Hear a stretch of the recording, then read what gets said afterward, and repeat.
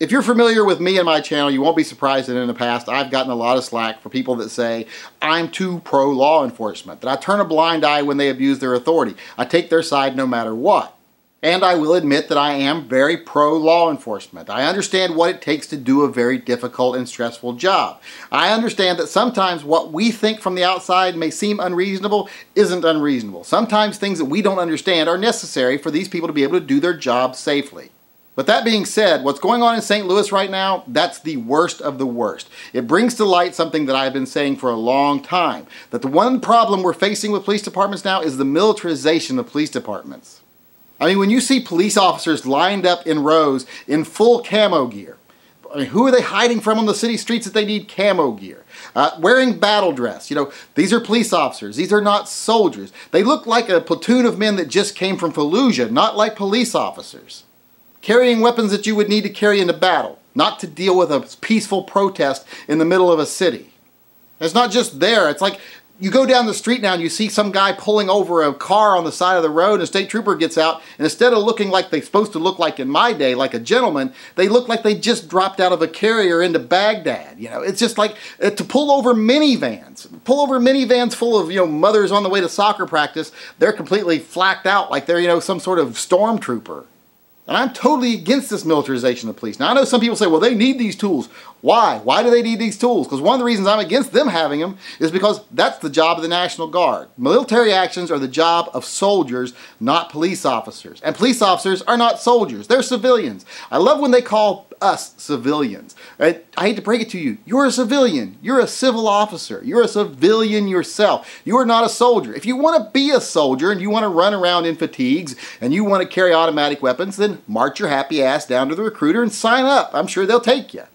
That's one of the big problems I have with this. You end up with police doing military actions, actions that are the job of the National Guard, not the police, which gives them way too much power.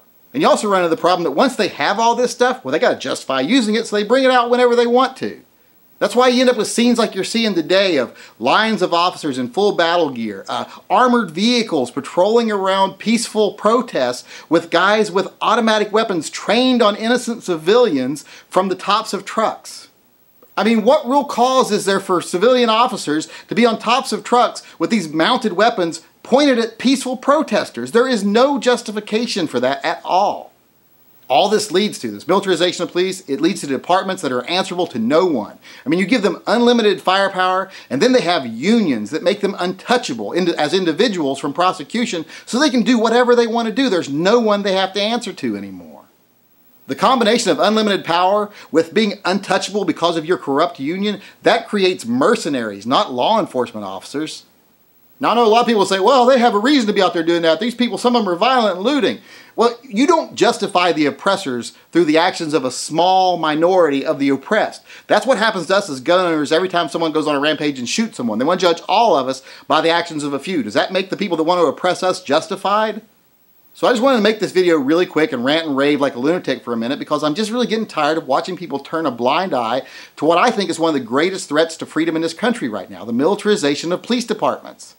They are not supposed to be their own private little armies. They are not soldiers. They are law enforcement. They are there to enforce the law, not to control the population. And another thing that bothers me is, where are the Second Amendment people in this situation where these police officers are abusing their authority? The same people that were on that line for Bundy when the Bundy ranch situation was going on, they should have been lined up in front of these protesters.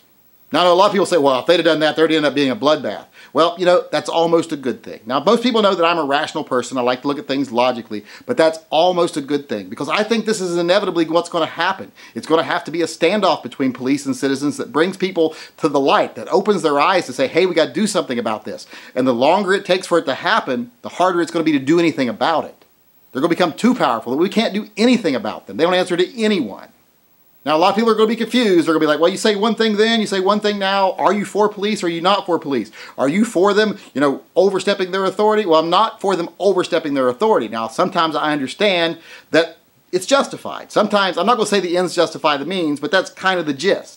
But in this case, all they're doing is imposing martial law without justification or authority. They're not having any greater ends that they're trying to reach. You've got police chiefs telling people they have to be respectful when they join together, that they have to go home at nightfall. They have no right to do that to a citizen in the United States.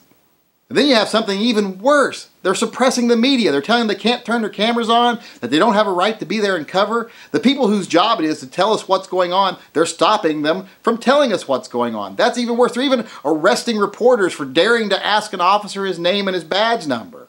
When they start thinking they have that right, that is a problem.